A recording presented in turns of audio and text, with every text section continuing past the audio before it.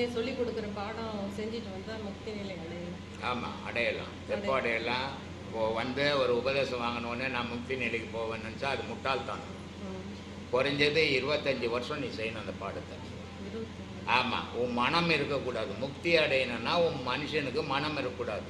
இப்போ நாயன்மார்கள் இருந்தாங்க, ஆழ்வார்கள் இருந்தாங்க. இவங்களுடைய நிலை என்ன அப்படின்னா, வீடு வாசல் என் பிள்ளைங்க, என் சொத்து, என் சொகன்னு அவங்க எங்கேயும் நினச்சதே கிடையாது.